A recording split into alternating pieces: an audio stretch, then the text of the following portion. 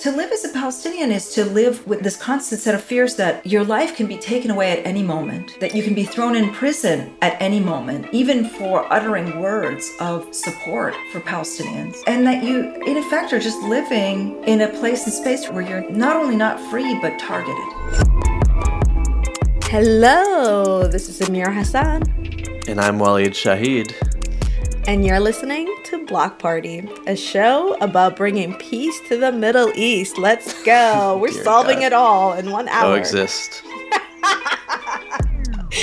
All right. Well, on today's show, can you guess it? I feel like I kind of gave it away, but we are talking to a very special guest, Diana Buttu. I'll do a proper introduction at the top of the interview.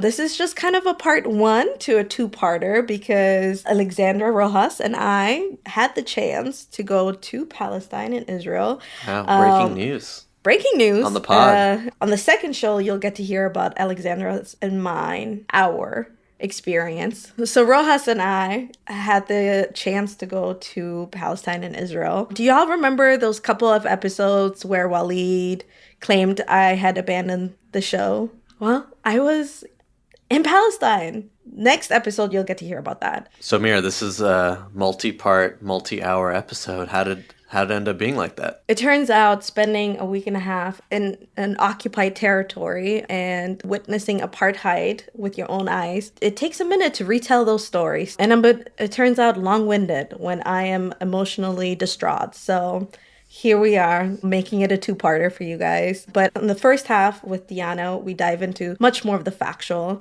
And in the second half, we get a bit more emotional. So there are a lot of feels, but not a lot of laughs. Well, to regulate the nervous system, I'll still crack a joke or two, but that's just because I'm deeply, deeply upset. Enjoy! See you later.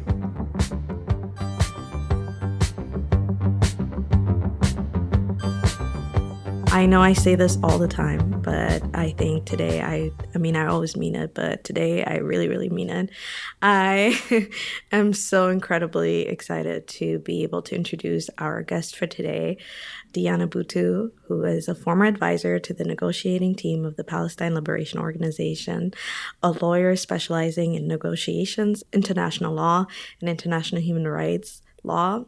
Diana is a prominent commentator on Palestine, with her op-eds being published in the New York Times, the Washington Post, and the Guardian, among many, many, many others. Something you won't find on her resume, but I think is a pretty incredible skill set, is her ability to order for a table of 20 people and make everybody extremely happy with her choices. She is, to sum it up, an expert in the region and a badass, and we are very, very humbled to have her join the podcast today. Diana. Thank you, Amira. That's very kind. Welcome.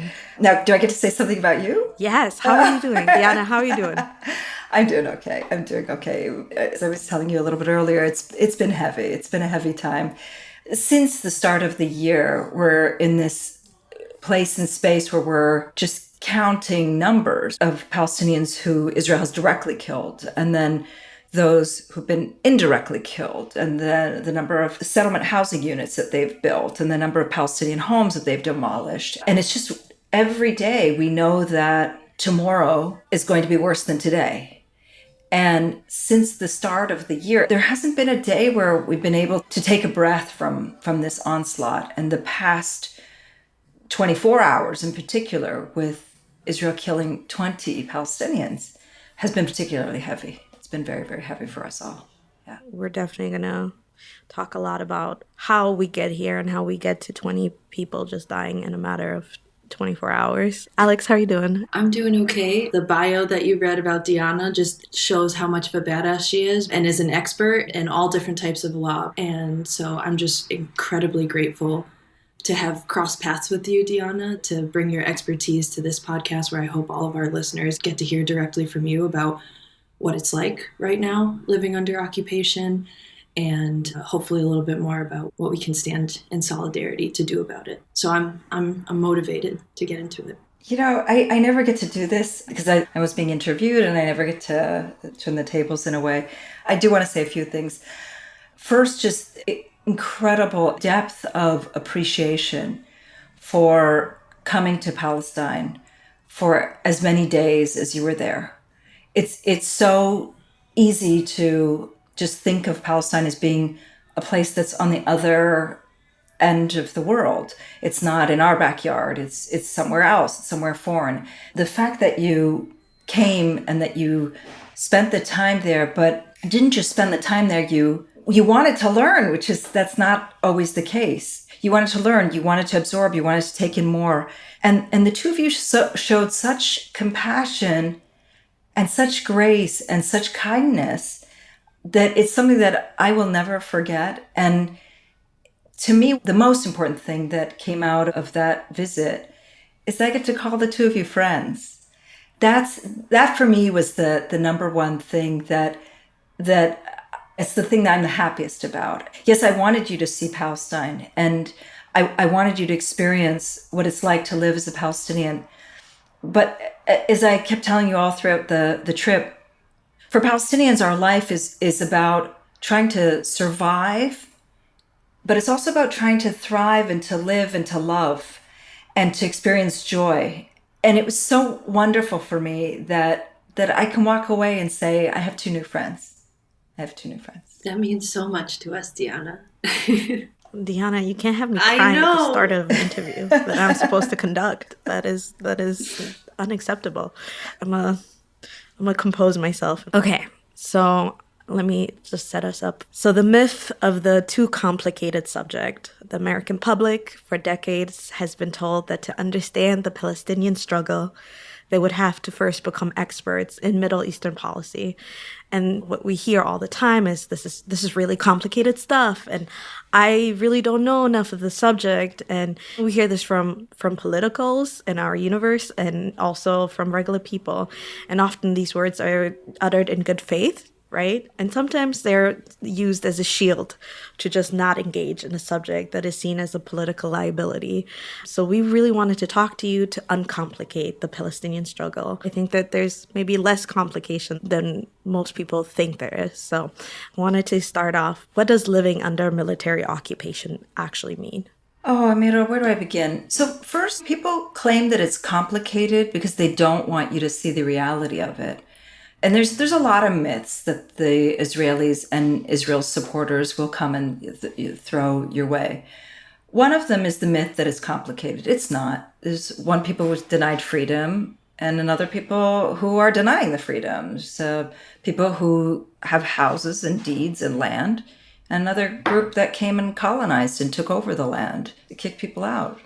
There's people who have the ability to move to Israel because they're Jewish. And then there's people like my family who were exiled in 1948 who've never been able to return because they're not Jewish. So it's not complicated. It's actually quite simple, but we get told that it's complicated so that people don't want to engage and that it requires reading tons of books to be able to understand it. It doesn't. Another myth that we hear all the time is that somehow this is all about the religion. This is a religious war. And again, it's not. There's certainly religious elements to it, but this isn't a religious conflict. And the reason that they want you to believe that is so that, again, you step away and you say, oh, this is way too complicated. I can't get involved. And the third kind of myth that we're often told is that it can't be solved. It can. It really just requires international action, and in particular, U.S. action, to solve it. And I'll get into that. I'm sure we're going to get into that very shortly. Oh, yeah. And there's more. I mean, there's many, many, many more myths that are out there. But the main ones, of course, are that this is somehow complicated, that it can't be solved, that this is a religious conflict, that this is centuries old. That's my favorite. Centuries old conflict. My father passed away in 2021, and he was 9 years old during the Nakba. It's not centuries old. My dad died. He was 82 years old when he died. We still have people who are alive who survived the Nakba of 1948. It's definitely not centuries old. It's been decades of inaction on the part of the world. But to answer your question about what it's like to live under military occupation, it's also one of these things where I don't know where to begin, because I think to myself, how do I describe it? And it's just you just can't describe it other than to say it's to think of the life that you live in the United States or anywhere it is that people are listening.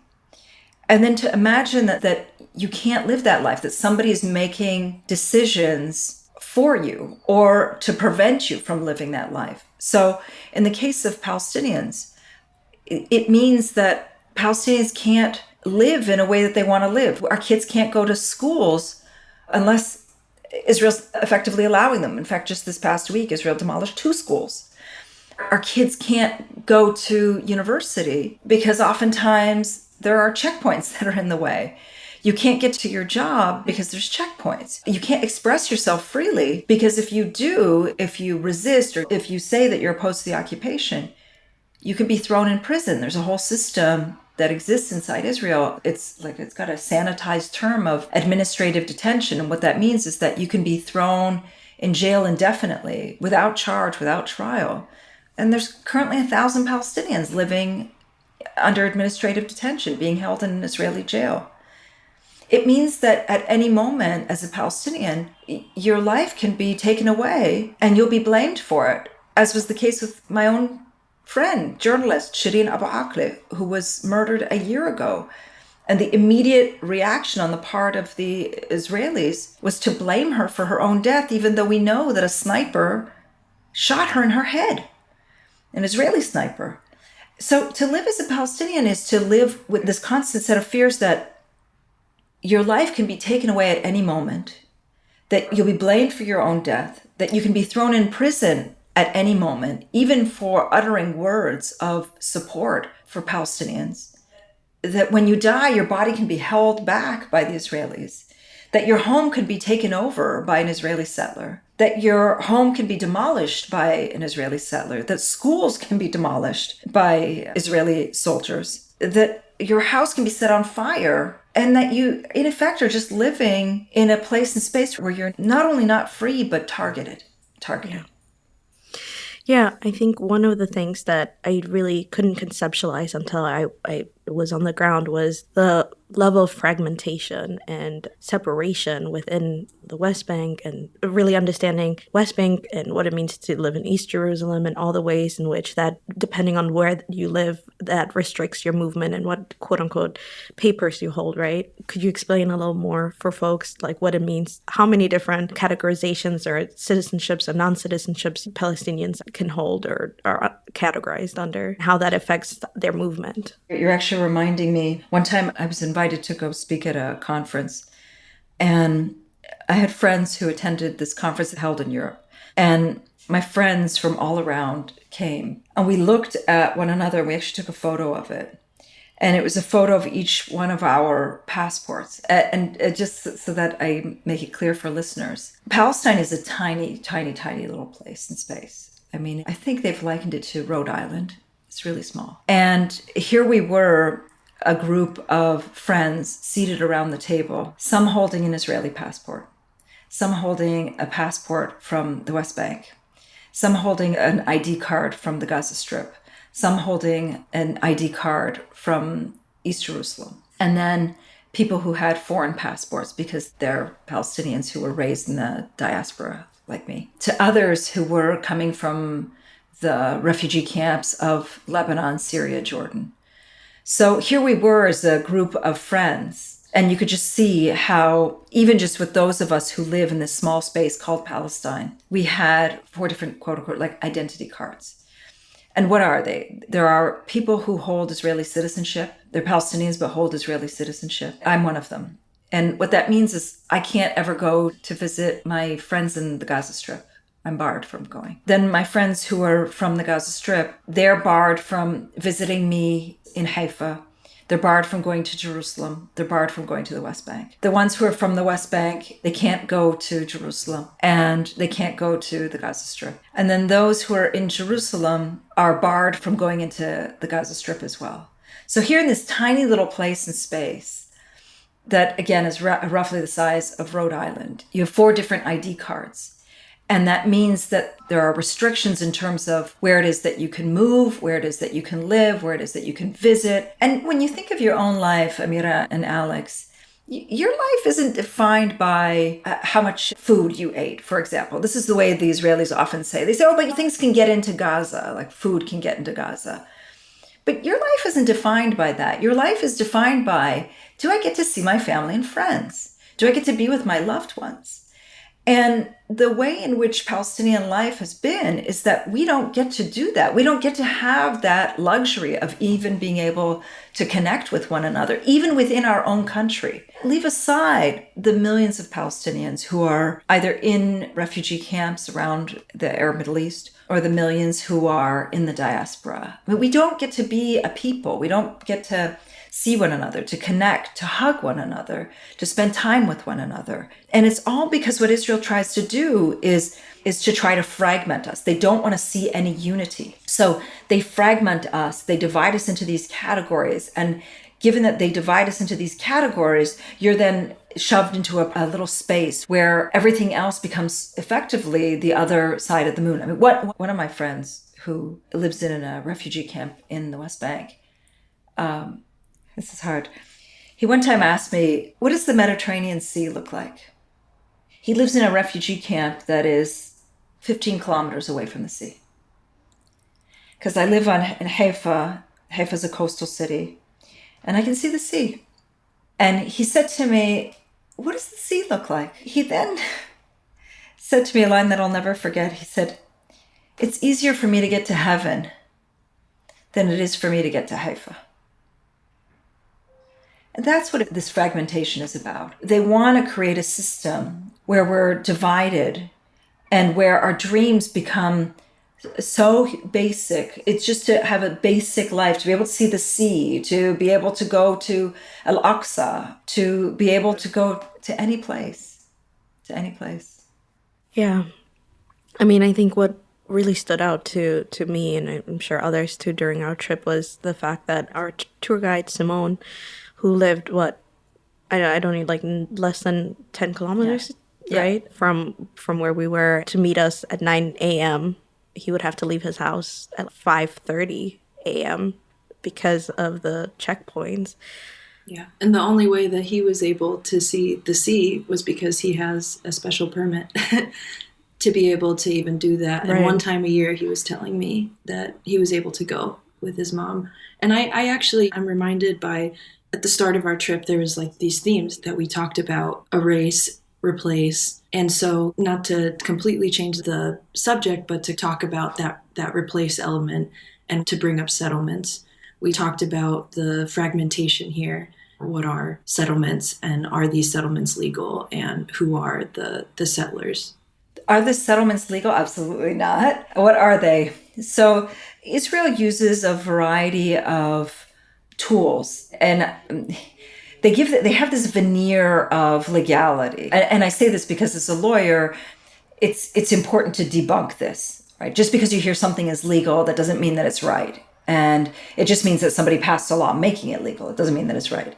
And in the case of the settlements, what Israel has done is they've devised a whole scheme to steal Palestinian land, take Palestinian land, and then to turn that Palestinian land into Israeli-only settlements. So what are settlements? In some cases, they're small caravans. In most cases, they're huge communities with swimming pools, with community centers, with malls, with every store that you could possibly think of that you would see in a mall in the United States or wherever it is. That's what settlements are. And they're built on land that belongs to Palestinians. They're illegal under international law. They're actually classified as war crimes by the international community. And yet they continue. There isn't a day that goes by, Alex, where I don't hear about something new with the settlements coming up. And it doesn't matter which government it is. In fact, the settlements were first built under what was considered to be a left-wing government. So since 1967 until the current day, there hasn't been a day that's gone by where we haven't seen some activity when it comes to settlements. And the settlements can take different shapes and forms. Sometimes they can be the ones that you saw on the hilltops where it looks like a gated community. They literally are gated communities. You see gated community, all houses looking the same, with swimming pools, with whatever. But sometimes they're not that. Sometimes they are within Palestinian towns and cities, as we saw in Hebron and in Jerusalem. And sometimes they actually go through and take over a Palestinian house. We saw that as well in Jerusalem and in Hebron. So it can be something as further remote to literally in taking over your house. And let me be clear, all of them are dangerous. All of them are dangerous. The danger isn't just from the extremist ones where they're literally in your house and taking over, aiming to take over your neighbor's house. They all have the same ideology of let's get rid of the Palestinians, so let's erase them, and let's replace them with us. It's all the same ideology. Now, the other thing that happens with settlements is once a settlement is built, a checkpoint that's then built, which then means that Palestinians are forced to accommodate that settlement, go around the settlement. Or the alternative of a checkpoint is that they bring armed guards and station them in front of the house that they have literally taken over. So it's yet another tool of militarization. So it's bad enough that we're living under a foreign occupying power that determines what we can and cannot do. But now you have settlers who are, quite frankly, extensions of the Israeli government, who are then able to take over land. They come in, they bring a settlement with them, they bring armed guards with them, and they terrorize Palestinian communities. We've been looking at the prosecution rates of Israeli settlers. And it's their right that we learned, right? This is enshrined into law, their ability to demand Exactly. food, water, safety, security, Exactly. even if it is already a previously occupied home. Just to really nail that in it is a right enshrined to one segment of the population that is absolutely not to the other. Exactly. So when an Israeli settler family or settler takes over a Palestinian house, they then demand, and by law are granted, electricity and water and security services, and you name it. And we saw when we were there what Palestinians water and these same spaces, right, where water and electricity, it's literally cut off by the state. And you've shared about how you've had to, what you find in those water tints because it's exposed to the elements at the top of folks' homes. So just for folks to really understand the differences of basic life necessities here that Diana's talking about. Oh yeah, we have an apartheid system when it comes to water and when it comes to electricity. What does that mean? It means that the Israelis run off of a grid, an electricity grid where it's provided to them at a cheaper rate and safely. And Palestinians, we regularly have power cuts because we get our power from the Israeli grid but pay even more money for it. It goes through a Palestinian grid. And on the water system, while Israeli settler homes, they can be side by side. An Israeli settler home will be connected to the Israeli water system, and a Palestinian home will not be. So for that Palestinian home to get water, we end up having to store water in these huge water tanks. And as I was telling you when you were on the trip, I was saying it jokingly, but it's absolutely true.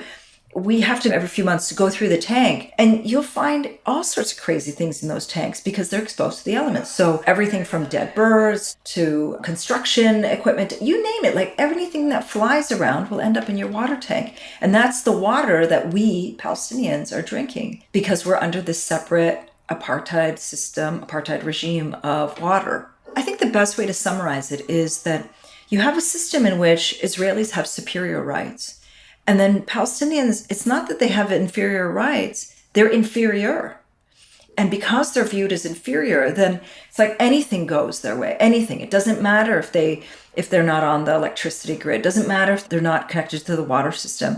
It doesn't matter if they have to be subjected to all these settlers and all these soldiers and to all of these checkpoints. It doesn't matter that we have a separate, and you saw this, separate license plates for Palestinians versus Israelis. It doesn't matter that there are roads that Palestinians can't go on. All that matters is that Israelis get superior rights and Palestinians are inferior. That's it. Kind of as we were talking, I keep thinking of alAhmar in the school that we visited, right? And to your point about their just being inferior and there are no rights, I was wondering if you could talk a little bit about that example. So alAhmar is a very special place for me. It's a small community that sits in between Jerusalem and Jericho.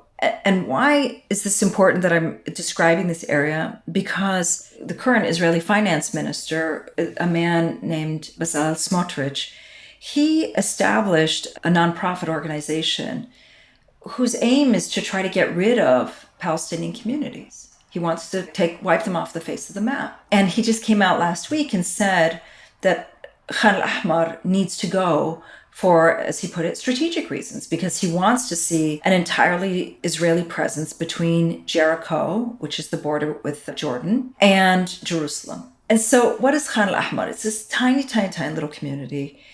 And back in 2007, this tiny community, for the kids to be educated, they used to have to walk several kilometers and cross quite a treacherous highway. You saw the highway that they had to go along just to be able to get it to school. I think it was like 6 kilometers or 7 kilometers each direction just to be able to get to school. And it's a major highway. It's a major highway, major highway. It's like, this is not a place, there's no time that you could just walk across. It's a major highway. Or where you'd want your 5 or 10 or even 13-year-old walking across a street. It's not the same thing. It's not at all. So the kids were resorting to climbing over the mountains, and it's a treacherous hike to have to do every day, twice a day. And what the community was finding was that girls were no longer going to school because their parents were both afraid for them, but also it was a really difficult climb. So girls started to drop out of school. And then in 2007, a young boy was hit by a car as he tried to cross the road. So the community came together and did what communities do. They tried to come up with a solution for how is it that we can educate our kids in our own community and not have to have them be at risk. So what they did is, after working with a number of different other communities and other activists, they realized that if they were to build anything in alAhmar using a foundation, digging and the whole bit, that Israel would demolish it. Why? Because they're in an area that's called Area C, which is 60% of the West Bank, by the way, just outside Jerusalem. And any structure that's in that area needs to have Israeli permission to be built there. And by the way, just for people to know, I think it's 98% of the requests that are made are denied. Okay, so that you understand what's happening. So they first tried to seek an actual building permit. It was denied. So then they said, well, why don't we come up with something clever? And what they did is they collected used tires from your cars with the huge punctures that can't be repaired. They gathered them from all around the West Bank, and they built a school using tires as the base and then placing mud brick over top of it. So just literally mud and sand and these tires. And you can still see the tires like jutting out from these little rooms. And they started with one room. And sure enough, the Israelis saw this and slapped a demolition order on the school. And the community said, we're not going to stop here. They kept challenging it.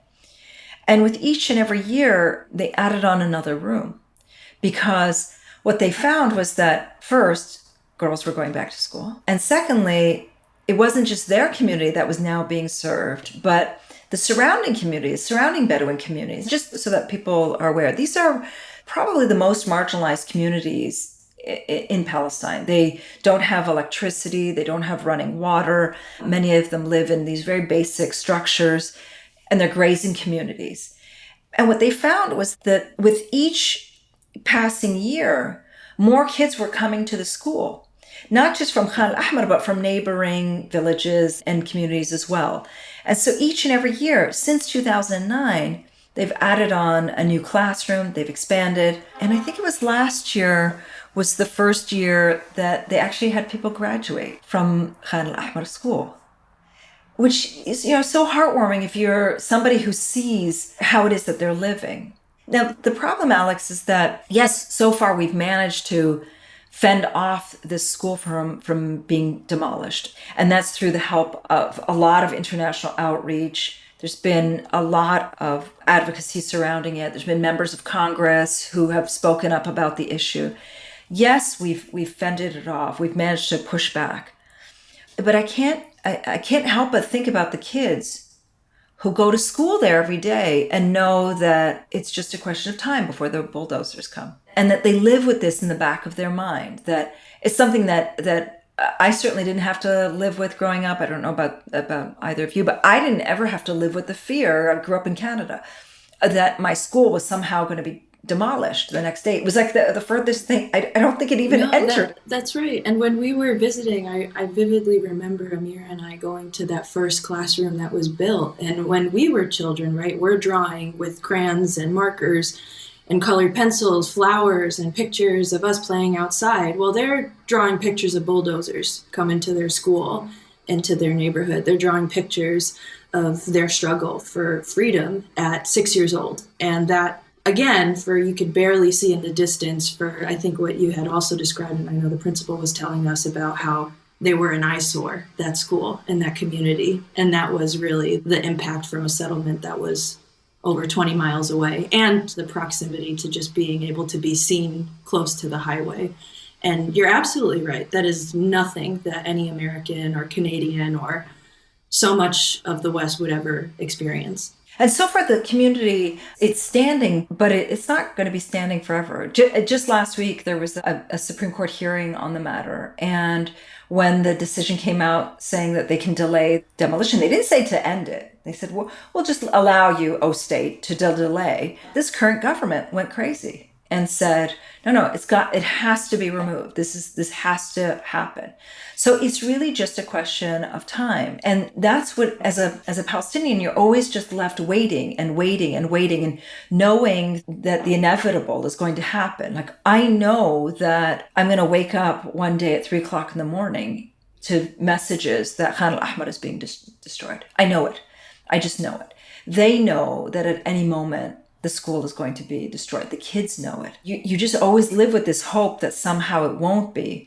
But deep down inside, you live with the fear that it will be. And it's just a question of time. It's just a question of time. Yeah. And you mentioned Smotrich, which I think that this is a great segue to, I think a lot more folks here in America are maybe paying attention right now, maybe not to the Palestinian struggle, but they're paying attention to the Israeli protests for democracy and the judicial coup. And you have a lot of these figures from the far-right government saying all the quiet things out loud right now. But Smotrich is a cast of the characters here that have been built up over the decades, as you put. And so just again, at the end of last year, you had Benjamin Netanyahu, that was reelected for the 6th time Israeli prime minister in an extreme right-wing coalition that he brought with him into power. And just if you could break down the new right-wing coalition government that was elected to office. Yes, certainly. So in Israel, there were 5 elections within a span of, I think, 3 years. And the reason was that the system that's in place is a parliamentary system. You need to be able to get secure half plus one of the seats in order to be able to pass any laws. In this case, he needed to secure 61 out of 120 seats to be able to pass any laws.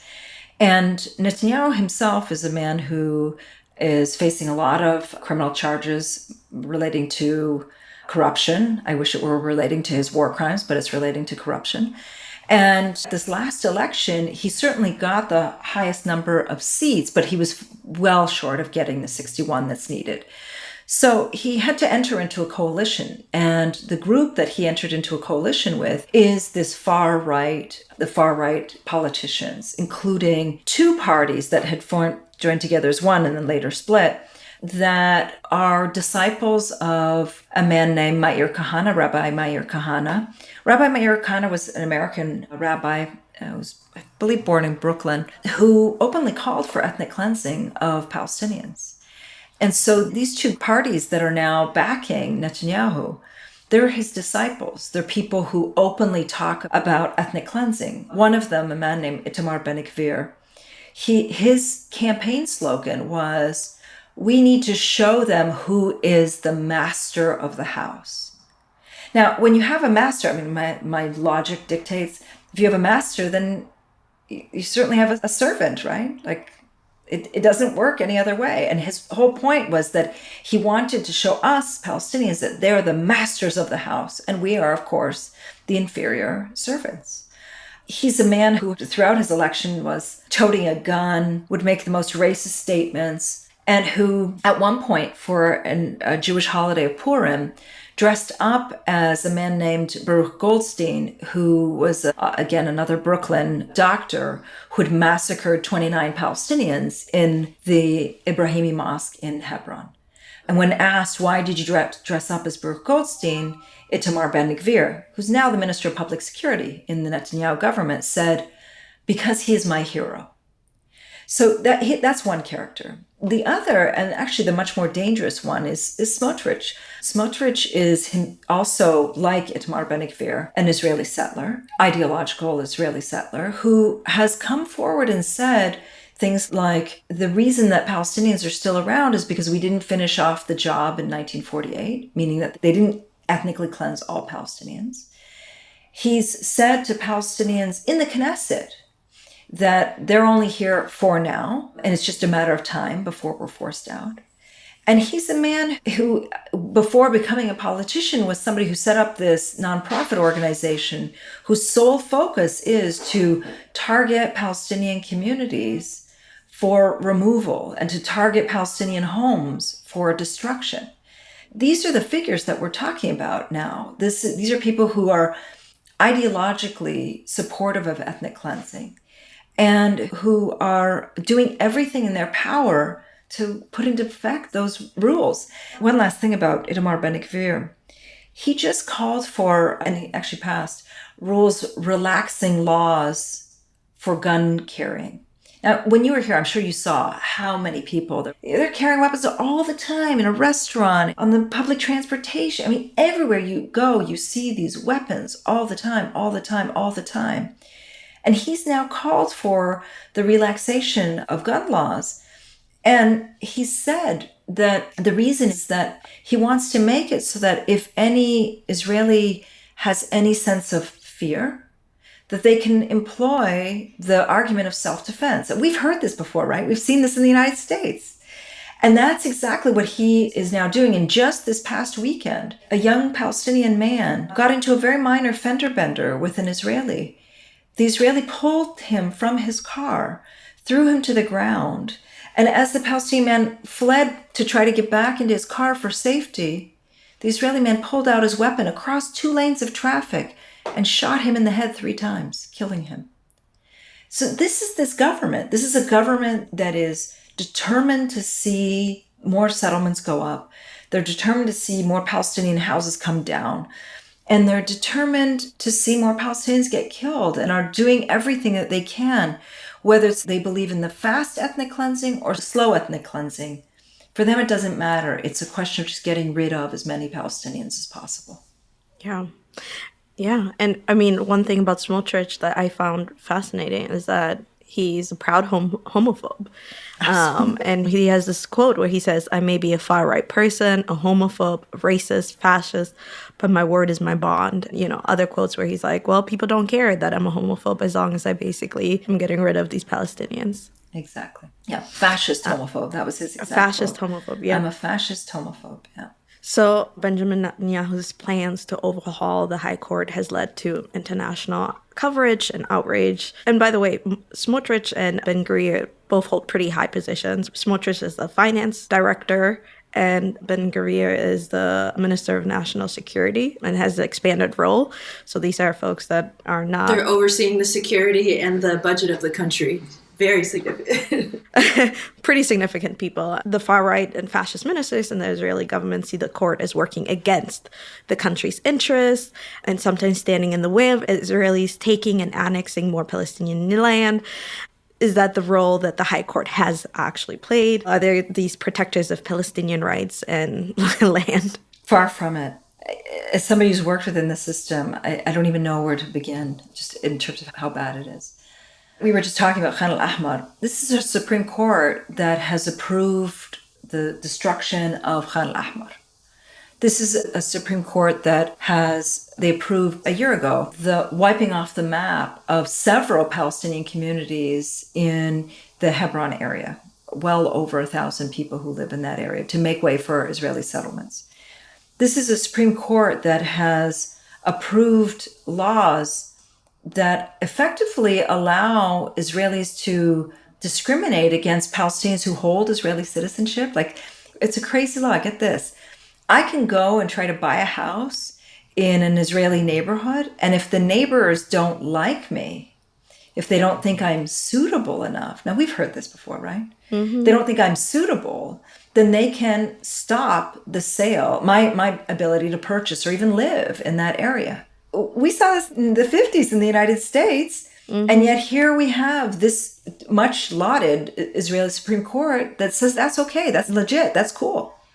This is the same Israeli Supreme Court that has sanctioned torture. It's the same Supreme Court that has allowed for dead Palestinians, instead of letting them be buried, to be held as bargaining chips. Just last week, a Palestinian man died on hunger strike after being on a hunger strike for 87 days. He was never convicted of a crime. The Israelis are still he died in an Israeli prison on hunger strike. And they have still yet to release the body and made it clear that they won't. This is the Supreme Court that has sanctioned this. This is a Supreme Court that has allowed for settlements to be built. It's a Supreme Court that allows for Palestinian homes to be demolished. It's a Supreme Court that says that it's okay to maintain a nearly 20-year blockade on the Gaza Strip. There hasn't been one area where we've seen the Supreme Court step in and say no.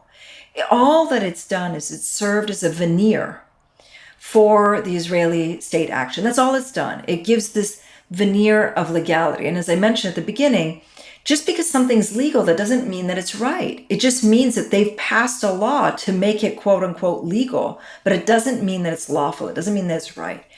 And that's all the Supreme Court has done. So then it begs the question, well, why are they trying to overhaul this? And I'll tell you why. Because there have been a couple of decisions that have irked the right wing, where the Israeli Supreme Court has put just a slight bit of a restraint on government power, and that makes the Israeli settlers crazy. So what they now want is, they say, if the Israeli Supreme Court hands down a ruling that we don't like, we, as the parliament, should be able to override that ruling with a simple majority. That's what this whole overhaul is about, this so-called reform process. That's what it's about. So all that the settlers are really angry about is, this hasn't been a Supreme Court that's like upheld Palestinian rights or the champion of Palestinian rights. They've actually given a veneer to the Israeli state more than anything else. But what irks the right wing is they want to have no holds barred. They want to be able to completely do whatever it is that they want to do without any judicial restraint. That's what they're looking for. And that's what all of these protests are about. They're not protesting because they believe in Palestinian rights. They don't. They're not protesting because they believe in true democracy, because you can't have true democracy when Israel's ruling over more than 50% of the population. But what they're worried about is that one day the same action will come against them. So if the Israeli Supreme Court says, no, you can't impose strict kosher laws on the country, the right wing wants to be able to say, yes, we demand full kosher in the country. And the people who are protesting that, they're not protesting for me. They're not protesting for Palestinian rights. They're afraid that one day the system is going to turn on them. I know that while it still seems like it's an internal Israeli matter that is not dealing with a conversation on occupation or apartheid, but it is a conversation that will affect Palestinians the most. Yes. Yes. I mean, I can't even tell you how, as Palestinians, we're thrown into this dilemma because, and I'll explain why. As I mentioned, we're going to be the ones who are most affected by anything that this judicial overhaul is doing. It's us. We'll be the most affected by it. And yet, the Israeli protesters are asking us to rally around and to support their calls for no judicial overhaul. But yet they're totally blind, like totally oblivious to what it's like to actually live as a Palestinian. They really have no clue. So when I tell them that asking us to march in a protest, in protests where there are thousands of Israeli flags, that's totally tone deaf, because that's the flag of my oppression. It's the flag that kicked out my father from his village. It's the flag that turned millions of Palestinians into refugees. And the idea that somehow we're going to like march behind it and rally behind it is so tone deaf. So as a Palestinian, we know that we're going to be the most affected by all of this. And yet there's no way I want to have anything to do with these protests because they don't speak on behalf of Palestinians. They don't care for us. In fact, I've been asked a couple of times to speak at these rallies. And every time I say, well, are we going to talk about the occupation? Oh, no. Let's focus on something else. Well, okay. Are we going to talk about the apartheid system? Oh, no. Let's focus on something else. And their message is effectively, just wait. Your turn is going to come. Your turn will come. Well, we've waited for 75 years. When is my turn coming? I mean, when is it that it's my turn to speak up about what this state has done to me, to my family, to millions of other Palestinians? And again, they're just so tone deaf that for them, it's all about this small little package of judicial reform or judicial overhaul without recognizing the role that the government, the judiciary, the whole system has played in our dispossession. Well, I want to talk a little bit about the very special relationship between America and Israel, and the reality of the decades-long permission structure created by the United States for Israel to annex and occupy the West Bank, Palestine, and relegate Palestinian citizenship status to second-class citizens. Per a Congressional Research Service report from this March, Israel is the largest cumulative recipient of U.S. foreign assistance since World War II. To date, the United States has provided Israel $158 billion in bilateral assistance and missile defense funding, and at present, almost all U.S. bilateral aid to Israel is in the form of military assistance. There was a brief period from 70 to early 2000s where Israel also received significant economic assistance. I really want to talk a little about the billions of dollars in U.S. assistance to Israel and what these funds are used for, because I think there's no transparency and a lot of people don't maybe even know about all these billions of taxpayer dollars that are going into this. Yep, it's to the tune. Actually, here's another interesting statistic which I don't think Ken has in his CRS report. Israel gets more money than the entire continent of Africa combined, if you take out Egypt. And the only reason Egypt gets so much money is because of Israel. But if you take out Egypt, the amount of money that Israel gets per year is more than the entire continent of Africa. I mean, it's like a whole continent, the largest continent, and then Israel gets more. Where does the money go? To weapons. We are the guinea pigs for these weapons. And it's a two-way relationship. The Americans sell their weapons to Israel, which in turn tests them out on us. And the Israelis are selling their weapons to the Americans in a slightly different form, again, tested out on us. And you're absolutely right that there's no transparency about it whatsoever. And I can give you just two examples from last year. There were 2 American citizens who were killed by the Israeli army. The first was a man who was in his 80s named Omar Assad, who was dragged from his car in the West Bank, shackled, and left for dead in the coldest of cold nights, and he died. They found him without one shoe on, away from his car, hands shackled, and thrown on a construction site. An 82-year-old man died. And then the other was my friend, Shireen Abu Akleh, who was a journalist working for Al Jazeera, who had made herself known to the Israeli army. She waved at them and so that they could see her. And they shot her in the back of the head, killed her instantly.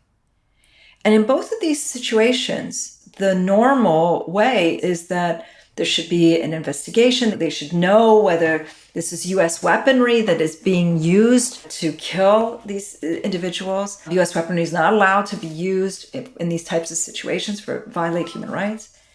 And in both situations, the Americans effectively did nothing. Shireen's murder happened a year ago, and all that we were told, the Americans concluded that her death was quote unquote unintentional. Well, how is it that somebody unintentionally uses a sniper rifle to kill somebody? I don't understand. Where's the unintentional part of it? And so the money there's never any checks on it. There's never any checks on the use of the weapons. The Israelis have the freest and most lax policies of shoot to kill, and representatives of Congress remain silent on it. Israel gets $10 million a day of your money.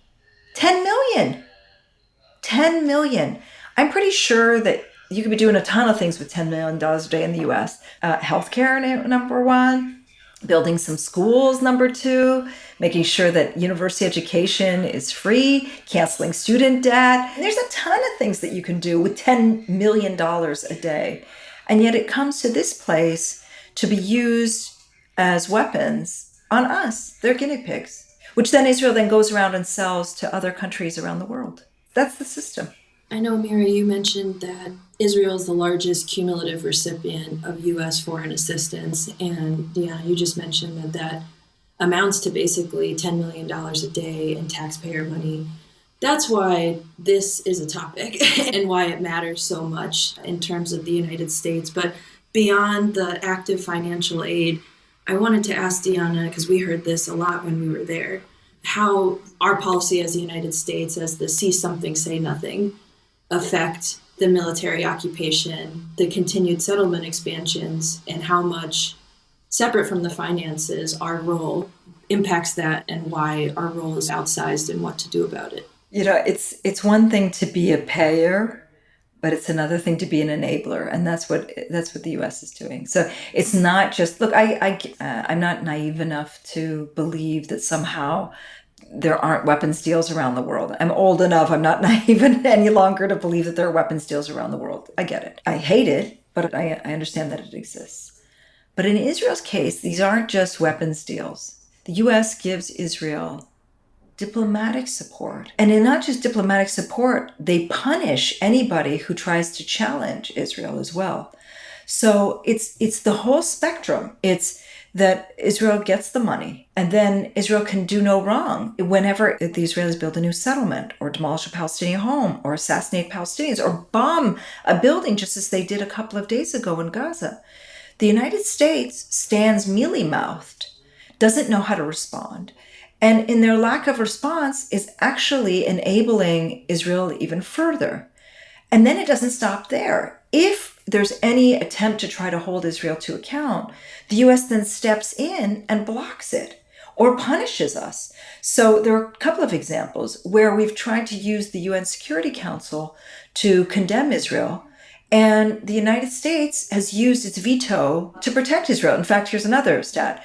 Of the times that the U.S. has used its veto, it's used its veto the most in defense of Israel in the Security Council. So they block us there. Then, if we try in other areas, such as the International Criminal Court, we get punished.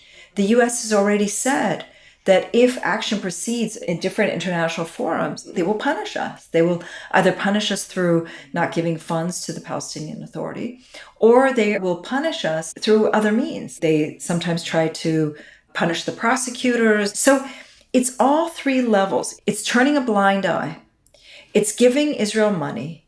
It's standing mealy-mouthed. And then when we try to do anything, that they actively block our way and turn around and punish us as well. It's not surprising, by the way. I didn't ever mention this to you when you were here, but I don't know if you knew this, but Trump, when he was running for office, he had a huge campaign in Israel. There were Trump signs all throughout the settlements. And I know that the U.S. doesn't have a ton of absentee voters who are based in Israel, but there are a sizable number. And it wasn't at all surprising that they were voting for Trump. They had huge signs all over the place saying, Trump and Israel have shared values. And that's right. They do have shared values, because the values that Israel is looking for of power and supremacy and ethnic cleansing are the same values that Trump was talking about from day one. And that's why at certain points he was infinitely more popular here than Trump was in the United States. So you can see how this whole system works, that the U.S. is the enabler, the U.S. is the defender, the U.S. is the punisher, and the U.S. is the funder. I remember being there too, and you showing us on the map where Jared Kushner's settlement is being built to. As we're talking, there are so many parallels right, between the United States today in terms of the militarization of our police forces to, like we mentioned, going back to the 50s and implementing second-class citizenship. And I'm curious if you could talk a little bit about those parallels and just expand on some of the ones that you see. All of it feels, for the U.S., a slow walk, because there's the newest colonial project basically happening in Palestine right before our eyes. And so can you talk about those parallels and the danger of that happening so openly over the past 75 years, and especially right now as the global far right rises across the world, and how important the U.S. role is? Israel tries to work in different ways to normalize their actions. And one way that they've tried in the past is to normalize policing. And I use that term with air quotes because we don't need what Israel's offering. Like, we don't need this hyper toxic, aggressive, gun-toting system of society being held together. That's not what societies need. But that's what Israel is exporting. And Israel has done a lot of work to focus on police training and to teach them how it is that they deal with Palestinians, and to impose that system, like to have that system then imposed in the US. And that's why it's not at all surprising that the same techniques that are being used in the United States are also used in Israel. It's a two-way street. They come together because they view people who are demanding rights, who want to have a normal life and be free, as somehow being a threat to the system, because we are a threat to the system. When I demand rights, when you demand rights, you demand equality and a better life and clean water and good hospitals and good schools, you're a threat to this global system of fascism that is rising. And so the connections are there, but they're made in a very clever way, where it's training and then more training and then more training. And you end up, as US citizens, seeing the effect of all of that training.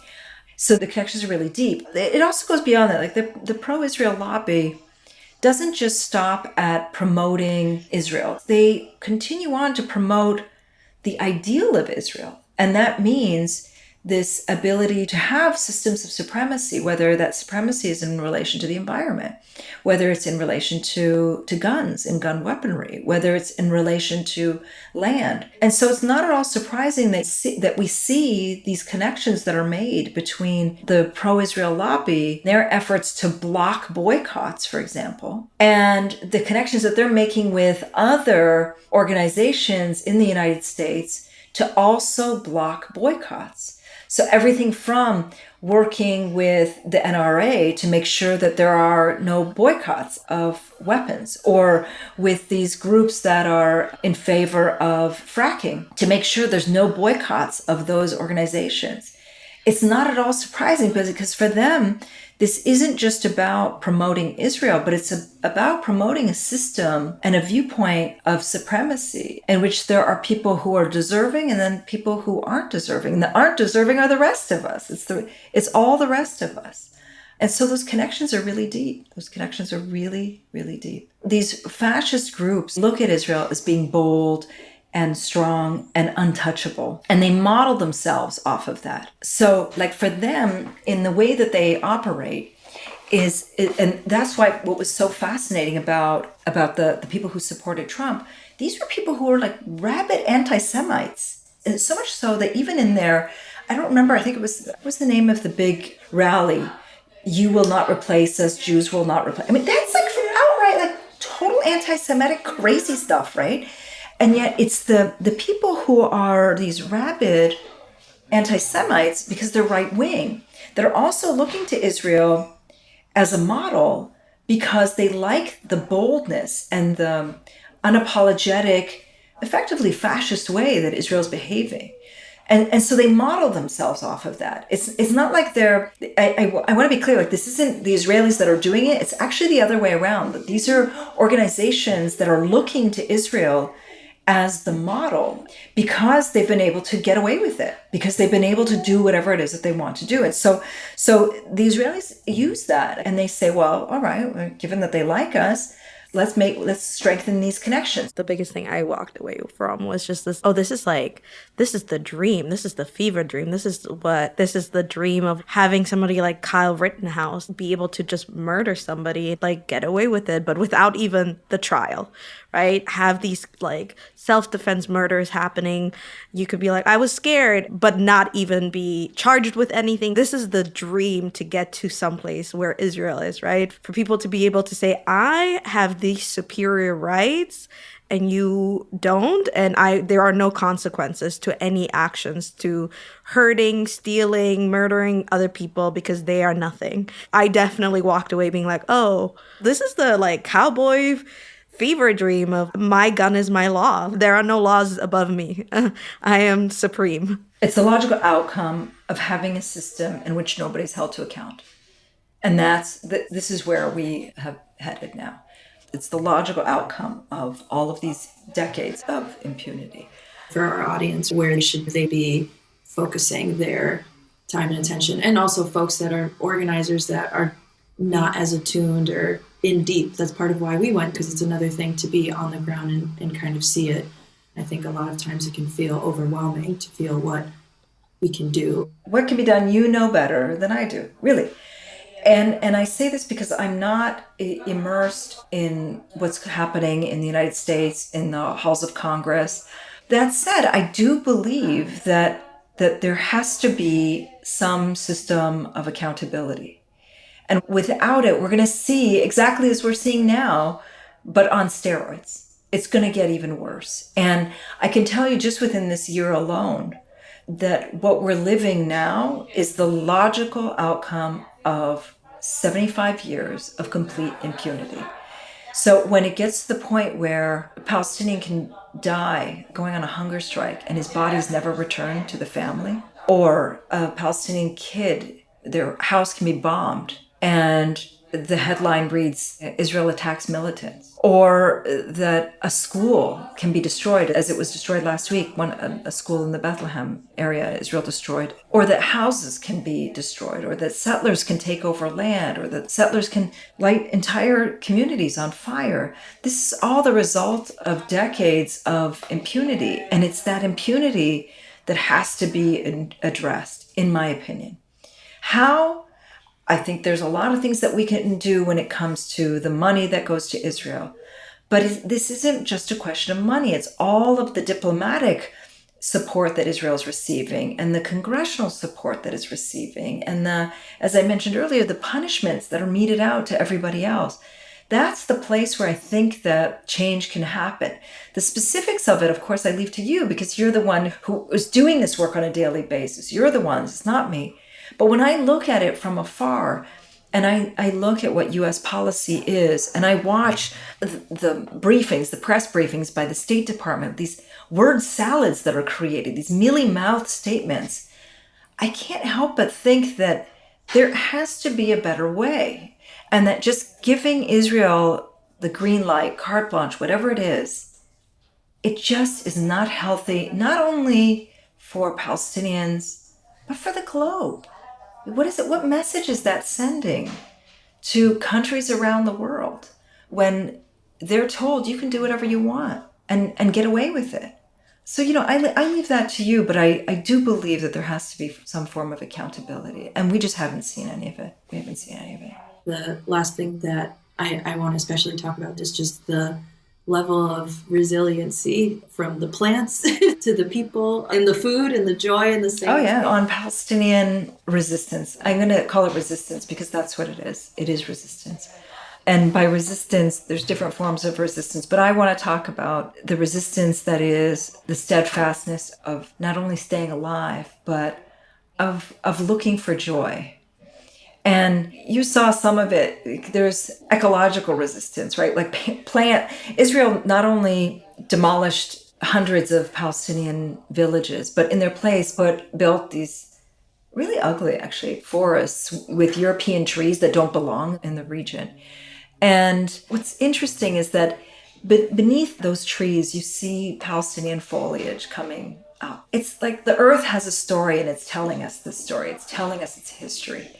And you see that here in Palestine. But beyond that, we also see that there's so many ways of trying to keep Palestine alive through everything from language to food to, and I'm wearing some today, to embroidery, to handcrafts and olive oil works. And even though Israel has tried to bar us from picking certain crops, such as wild za'atar and sage, we still keep doing it because it's part of our history, part of our culture.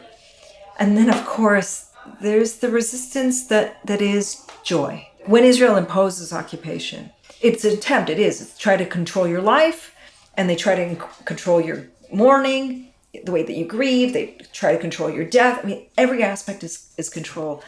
And we resist by making sure we find joy in life. And that's why when you were here, I'm sure you saw a lot of the joy of people who are tied to the land, who are singing, who are joking around, who are finding joy in like the smallest little things, who continue to insist on cooking even the most difficult dishes. And that's what it means to be Palestinian, is that they've taken away so much from us. And I refuse, this is what my father used to say, my late father used to say, don't let them take away your joy.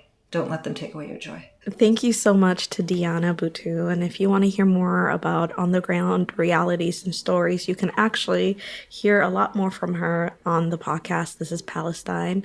And don't look away. Keep listening, learning. And we're so grateful that you made the time to do this call in the evening for you. So thank you so much. Thank you both. And again, thank you for coming to Palestine. Thank you for coming with your hearts and with your eyes and mind. And just, again, I'm blessed that we walked away as friends. That was the most important thing to me. I did ask you if we were your favorite tour group ever. So Absolutely. Absolutely. The bar was set high. Absolutely. No, absolutely. I have been blessed in that there hasn't been a single group that's come through where people don't walk away with more questions and wanting to know more. And one thing that was amazing about this group was not only it was like wanting to know more, but a sense of what is it that we can do? But as I said, you brought your joy, and that isn't always apparent. So yes, you were, of course, my favorite group because you brought your heart and your passion, and it was so apparent to me in meeting the two of you. This wasn't just going to be a trip where you just go on what they call junkets, what the congressional people call junkets. This wasn't just going to be one of those trips, but that this was a learning experience for you. It was a connection experience for you, like to connect in terms of your heart. And that genuinely you want to change things, not only for Palestine, but for the world, And that's why Palestine for me is so important, is that there's so many layers and levels to it that you can see just how it all comes together. Everything from abuse of people to abuse of animals, to abuse of the environment, to this crazy weapons, to all of this just comes together. And I really got the sense from the two of you that for you, this is about changing so much more than just Palestine. It's about changing much more than Palestine. And so thank you. Thank you again, Diana. Hope you come to the Bloc again soon. Thank you, Diana. We get to come to you. Yes. Thank you very much. Thanks for having me. Thank you.